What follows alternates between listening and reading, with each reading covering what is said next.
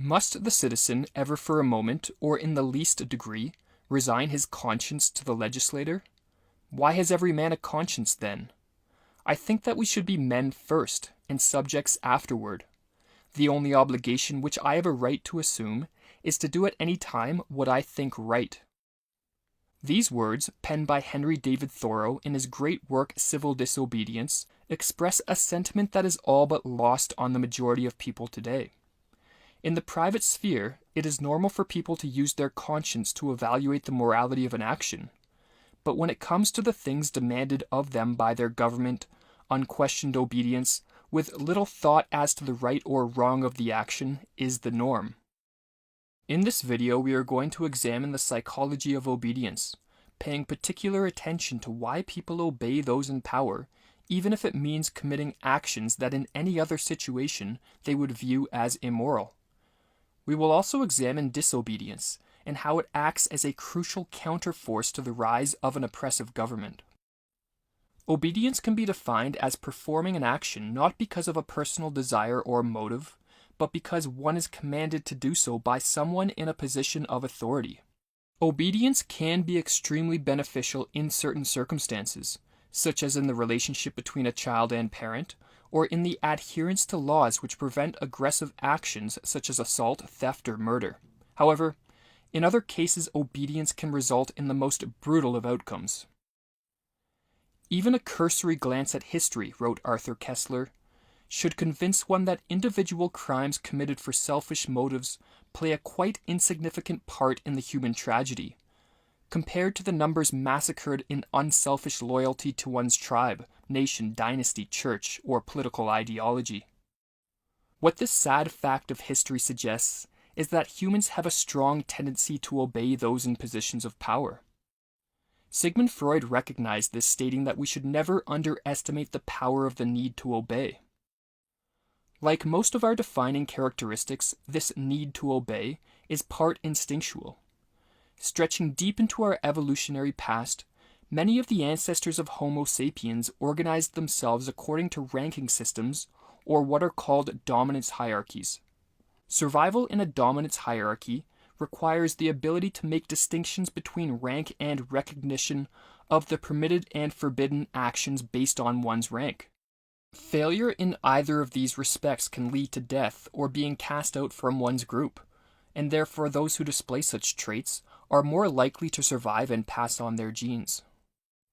But while the influence of dominance hierarchies in our evolutionary history can help explain the human tendency to obey, it does not fully explain why people obey even when the actions demanded of them are clearly immoral or to the detriment of their own survival.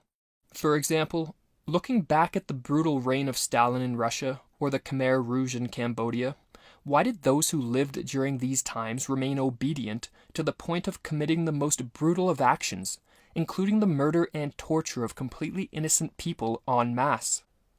It may be tempting to suggest that most people are complicit in tyranny due to fear. However, while this is true to a degree, fear alone cannot account for the fact that many people do not recognize or acknowledge the injustice of their own government even when they are living under tyranny. As Don Mixon in his book Obedience and Civilization explains, we may be genuinely puzzled as to how people could obey commands that seem both bloodthirsty and stupid. Puzzlement can vanish when we realize that in the eyes of their perpetrators, the hideous crimes of history are not hideous crimes at all, but acts of loyalty, patriotism, and duty. From the vantage point of the present, we can see them as hideous crimes, but ordinarily from that same vantage point, we cannot see the crimes of our own governments as hideous or even as crimes. Michael Huemer, in his book The Problem of Political Authority, suggests that the existence of certain cognitive biases can help account for this inability to recognize the injustice of one's own government. One of the most prevalent of these biases is the psychological phenomenon known as cognitive dissonance, as Huemer explains. According to this widely accepted theory, we experience an uncomfortable state known as cognitive dissonance when we have two or more cognitions that stand in conflict or tension with one another. and particularly when our behavior or other reactions appear to conflict with our self-image. We then tend to alter our beliefs or reactions to reduce the dissonance. For instance, a person who sees himself as compassionate yet finds himself inflicting pain on others will experience cognitive dissonance. He might reduce this dissonance by ceasing to inflict pain, changing his image of himself, or adopting auxiliary beliefs to explain why a compassionate person may inflict pain in this situation. The existence of an oppressive government produces many situations where dissonance can arise, as people are frequently required to take actions which conflict with their personal beliefs of right and wrong and their images of themselves as good people. An extremely common trigger for dissonance in the modern day arises from the requirement to pay taxes to fund government activities which involve things that one views as unethical. Examples could include the caging of drug users, the bailing out of crony capitalists, the fighting of wars, or the mass surveillance of one's own citizenry. In other words, paying taxes, along with the knowledge that this money is being used to fund programs and activities which one sees as immoral, can generate cognitive dissonance. To deal with this dissonance, some people will change their beliefs regarding the beneficence and necessity of a centralized state. But a more common way to quell this dissonance is to adopt justifications to excuse these government actions, or to avoid sources of information which trigger awareness of the immorality stemming from their own government. In addition to cognitive dissonance, another psychological bias which contributes to the human willingness to obey even a tyrannical government is the status quo bias, which is the powerful tendency to see the beliefs of one's own society as obviously true, and the practices of one's own society as obviously right and good, regardless of what those beliefs and practices are. The need to be accepted, the powerful drive to conform, as well as heavy doses of indoctrination all promote the status quo bias. As Humer explains, government is an extremely prominent and fundamental feature of the structure of our society. We know that people tend to have a powerful bias in favor of the existing arrangements of their own societies. It therefore stands to reason that, whether or not any government were legitimate, most of us would have a strong tendency to believe that some governments are legitimate, especially our own and others like it. It is thus not surprising that so many people unquestioningly obey government commands, no matter how oppressive or tyrannical they become, when one accounts for the cognitive biases and evolved tendencies of man. In fact, Don Mixon went so far as to write, "Obedience that occurs in a hierarchical social structure needs no special explanation. However, disobedience in the same circumstances does need explaining." In the remainder of this video, we will look at what promotes the likelihood of disobedience in response to tyranny. The first thing to note is that clearly people will not refuse to commit immoral acts unless they overcome the biases which promote unquestioned obedience to the state. Self-education and ridding oneself of the false beliefs that result from years of indoctrination and excessive propaganda is crucial. Only by doing this can we loosen the grip which pernicious ideologies have on our minds and instead, as Thoreau recommended, use our own conscience to evaluate the right or wrong of an action. People are also more likely to disobey the tyrannical commands of those in power if they lose confidence in the capability of their rulers. This could potentially happen if increasing numbers of people came to realize that societies are far too complex for centralized government control to be effective.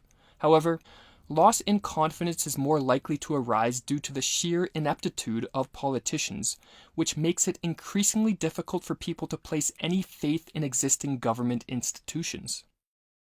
An additional factor, especially relevant these days, which impacts disobedience relates to the degree of surveillance in a society.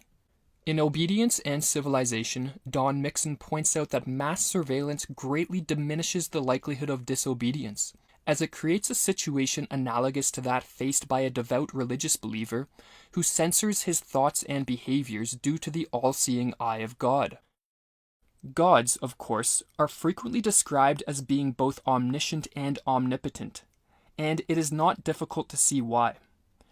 If believers can be brought truly to believe that their God can see into their minds and hearts, and to believe that He will punish them severely if He glimpses the slightest disloyalty, they may be persuaded to change their thinking and their feeling and become, internally and externally, more compliant and more obedient. For what must be overcome, the chief obstacle in the way of command hierarchies reaching their ideal typical form, is the human power to lie, pretend, and assimilate. Citizens who have the ability to pretend loyalty and love while plotting disobedience and treason are serious threats to the security of any power that be. Only if people can be persuaded that their efforts to lie and pretend are rendered fruitless by an all-seeing eye can obedience become assured. Societies which accept the need for mass surveillance or allow it to spread through non-action and compliance are societies which become increasingly unable to resist tyranny. Totalitarian regimes of the 20th century clearly recognized this, as they all instituted forms of mass surveillance on their citizenry. However, modern technology has created surveillance capabilities that dictators, such as Hitler and Stalin, could only have dreamt of. As these technologies are put to use, a prison of the mind, so to speak, will be constructed. Realizing that so much of one's life is being monitored, the surveillance capabilities of governments, like an all-seeing eye of God, will make thoughts and behaviors favoring compliance and conformity the norm.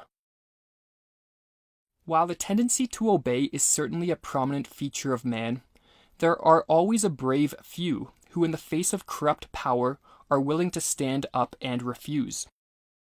Those with the courage to disobey are not only protectors of freedom, but, as Erich Fromm suggested, individuals who move a society forward.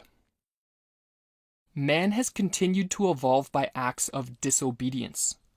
Not only was his spiritual development possible only because there were men who dared to say no to the powers that be, in the name of their conscience or their faith, but also his intellectual development was dependent on the capacity for being disobedient. Disobedient to authorities who tried to muzzle new thoughts, and to the authority of long-established opinions which declared a change to be nonsense.